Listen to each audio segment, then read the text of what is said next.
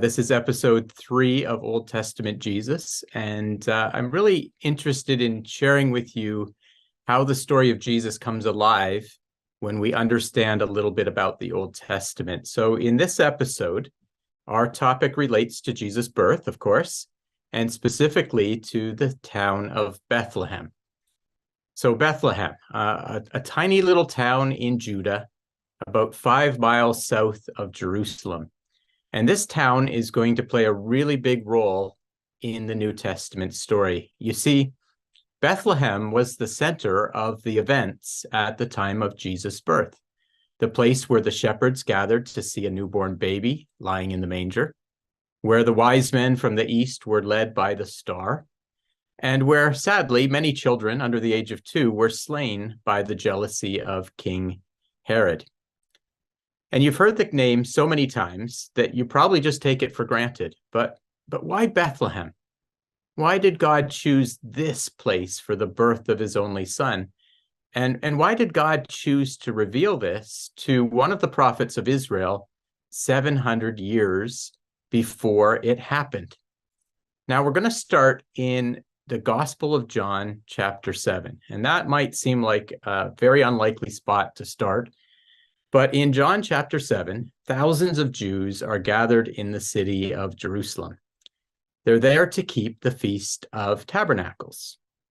And the crowds, like crowds do, were debating. Everyone had their own opinion. And reading this chapter always makes me laugh a little bit. The crowds in Jerusalem, they're just so confused. There's one statement that says this, another that says that, and the next statement is completely contradictory to the first. And in fact, it gets quite amusing if you read through John chapter 7, especially when we as the readers know the truth about Jesus. Now, just a little bit about the setting. Jesus has been preaching for about 3 years, and in less than a year, he's going to be betrayed and crucified. And the people have seen all his miracles, but the excitement is beginning to wear off. There's a lot of doubts about who Jesus is. His teaching is controversial. He demands a lot from those that want to be his disciples. And the religious leaders have turned into his enemies. They're seeking to kill him. And not only that, they're persecuting anyone who would believe. And so the confusion of the crowd all centers around Jesus, whether Jesus is the Messiah or not. There's those that believe he is, and there's those who believe he is not. And how can they tell? How would they know if Jesus was the Messiah? Well, the test that seems most obvious from the conversation in John chapter 7 is where Jesus comes from. They're all arguing about Jesus' origin.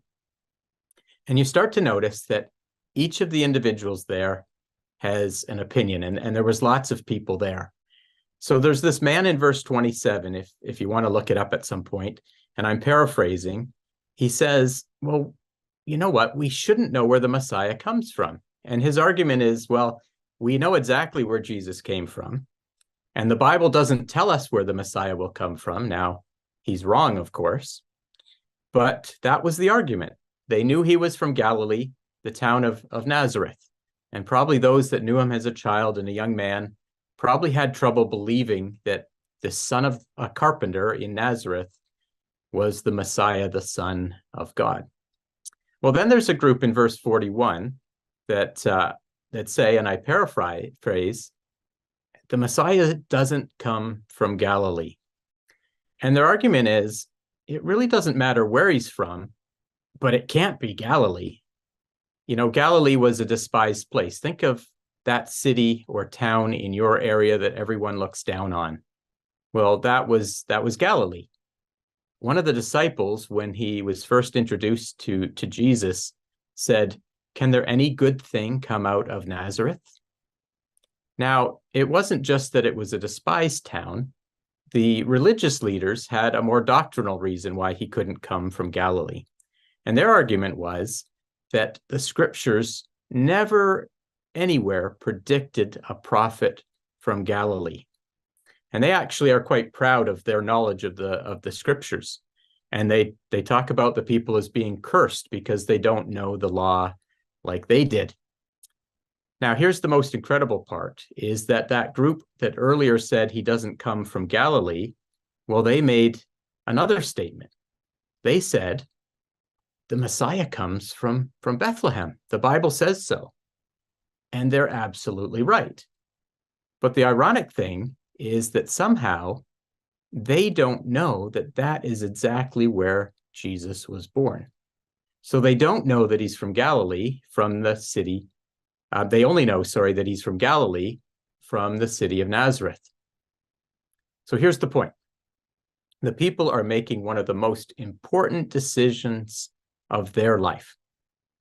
Are they going to accept Jesus as Messiah or no? And they're rejecting him for two reasons.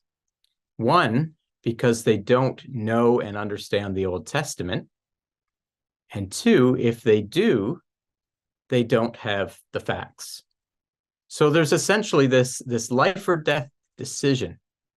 Are you going to listen to Jesus and his message, or are you going to put him to death on the cross? That's what's taking place in John chapter 7. Now, just stop for a minute and imagine that the Messiah, or Jesus Christ, was going to return to the earth in our day. Imagine that the Messiah came today and you didn't recognize him. Now, that's not as far-fetched as it seems. The Bible actually says that the same thing is going to happen again, just like it did 2,000 years ago. I'll come back to that at the end. But if we go back to our story about Bethlehem, the closest that any of the crowd on that day in Jerusalem came to the truth was the group that said the Messiah would come from Bethlehem. They were the ones that knew the Old Testament, that knew the prophecy. They just somehow didn't ask the right question to find out that Jesus was born under unusual circumstances in that town. But do you know that the predictions about Jesus' origin were so precise that if you knew your Old Testament well, there should have been no doubt about the fact that Jesus was the Messiah, the Son of God. And I want to take you through really quickly 3 passages that come from the Gospel of Matthew. In Matthew, in one chapter, Matthew alerts us of 3 prophecies about where Jesus would come from. And I want to take you to the very first. Now, remember that there were wise men that came from the east. These are the ones that knew about Daniel's prophecy. Remember episode 2 and the prophecy of the 70 weeks of Daniel? Well, because of that prophecy, they were alerted to come to the land of Israel, knowing that a king was to be born. But they come to Israel and they don't know where to go. And so they come to King Herod and they say to him, where is the Messiah going to be born? Where's the King of the Jews going to be born? And of course, he has no idea. He's just worried about the potential of a rival king. So he calls together the Jewish leaders, all the religious leaders, and he asks them. And of course, they're familiar with the Old Testament. And they tell him that the Messiah is to come from the family of King David and is to be born in Bethlehem. So here's a map of the land. This is the city or town of Bethlehem. And in Matthew chapter 6, we're told, thus it is written by the prophet, and that would be the prophet Micah, thou Bethlehem in the land of Judah art not the least among the princes of Judah, for out of thee shall come a governor that shall rule my people Israel. So the religious leaders knew from this verse that the Messiah would be born in Bethlehem. And they're actually referencing Micah chapter 5, verse 2. You can turn to Micah and you can look up that prophecy. But Matthew goes on to tell us 2 more things, 2 more prophecies about Jesus' origin. So you keep reading through Matthew chapter 2, and you learn that Jesus and his parents fled to Egypt, just for a short period of time. Now remember what Herod did. Herod was concerned that there was a rival king that was going to be born in Bethlehem. And he asked the wise men to come back and tell him when they find him, because he wanted to kill him. But the wise men, of course, go home a different route. And Herod was furious. But before Herod was able to kill all the children in Bethlehem, an angel warned Joseph and Mary to flee to Egypt and to take Jesus with them. And that fulfilled a second prophecy. And Matthew alerts us to this. He alerts us to this in verses 5 and 6. And he references that Jesus was going to come out of Egypt. God was going to call his son out of Egypt. It's actually a quote from Hosea chapter 11 and verse 1. Now, in order for God to call Jesus, his son, out of Egypt, well, the circumstances had to send him there. And of course, the angel appeared and told them to go there so that they could have their lives saved. So if you're following the prophecies and you know the history from the Old Testament, and you know the details of Jesus' early days, you're starting to be convinced that this boy is the Messiah. But wait, there's one more. So after the death of Herod, the angel appears to Joseph and Mary and tells them it's okay. You can go back to the land. It's safe to go back to the land of Israel. But instead of returning to Bethlehem, where Jesus was born, they go to Nazareth in Galilee and take up residence there. And it's at this point that Matthew highlights that this was actually in fulfillment of a third prophecy that was given in the Old Testament. So he quotes and he says, "They came and dwelt in a city called Nazareth, that it might be fulfilled, which was spoken by the prophets, he shall be called a Nazarene." A Nazarene, or a resident of Nazareth. Now, this one's a little bit harder to find in the Old Testament.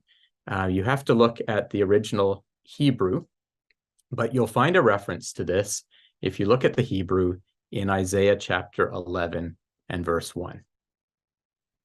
All right, now imagine that you're living 2,000 years ago. Imagine that you have this understanding of the Old Testament. You know that the Messiah is going to be born in Bethlehem. You know that somehow he's going to go to Egypt and come back out of Egypt, and that when he does, he's going to end up in the city of Nazareth. He's going to be from the tribe of Judah, and he's going to be a descendant of King David. So now you find yourself 2,000 years ago in Jerusalem at the Feast of Tabernacles. You've paid attention. You've asked some questions about Jesus. And there's this very confusing discussion all around you of whether Jesus is the Christ. And when the comment comes, we won't know where the Messiah comes from, you say to yourself, but hey, wait a second, we do. There's lots of detail that's given in the prophets. And when someone else says he can't come from Galilee, you think, well, wait a second, the scriptures say he's going to be a Nazarene. And when others rightly refer to the prophecy about Bethlehem, but somehow don't know the miraculous events that brought Joseph and Mary to the city of David, you can set them straight and say, look, I looked into it. He was born in Bethlehem. In fact, that was the reason that there was a census that took Mary and Joseph back to their hometown where David came from. It's amazing. And what you really learn is the power of knowing the scriptures and the Old Testament connections. And really, if you lived at that time, it could be a matter of making the right decision about Jesus or making the wrong decision, and like the leaders, putting the Messiah to death. Now, the thing is that the Bible tells us this scenario is going to play out again. When Jesus returns to the earth sometime soon, he's going to become king. He's going to build a temple, and he's going to defeat the powers of the world. And he's going to ask the people of the world to become his subjects. All of this is prophesied in the Bible. So what are we going to do when that happens? Are we going to recognize Jesus and accept him? Or are we going to misidentify him and reject him as the religious people did 2,000 years ago? Because the Bible tells us there will be some who, when Jesus comes, will reject him. They won't recognize him. They won't understand that he's the Messiah. They're going to do the exact same thing that some of the Jewish religious leaders did 2,000 years ago. And they're going to do that because they don't know the scriptures. And so there's a real importance of knowing what the Bible says and what it doesn't say. But I just want to finish off with the story of Jesus' earliest days. It's a remarkable portion of Jesus' life. Jesus is just a child, and yet even in the first 2 years of his life, its details are completely woven into the Old Testament. It's a marvelous journey that we get to follow. And the question becomes then, well, why Bethlehem? That's the question we started with at the beginning of our session. Why this tiny little town in the middle of Judea? Well, of course, it was to fulfill the prophecy of Micah chapter 5, verse 2. But there's a little bit more. It wasn't just to fulfill that prophecy, it was what the prophecy said. You see, the city of Bethlehem was one of the least consequential in the nation. Jesus wasn't destined to come from Jerusalem, the capital. He wasn't born to the family of the high priest. He was born in a poor, inconsequential town in a manger. But Bethlehem did have one claim to fame. It was the city of King David, because Jesus was born to sit upon David's throne. And so by having Jesus born in Bethlehem, the Bible is basically telling us to go back and to look at the Old Testament and to look at the life of David. It's one of those prompts that careful Bible readers are given. And if you keep reading the Bible, you'll start to see all these prompts for yourself. God is telling us to go back and to look at the first king who was born in Bethlehem, David, the shepherd king of Israel, the man after God's own heart. And if you stick with us, that's just what we're going to do in the rest of our session.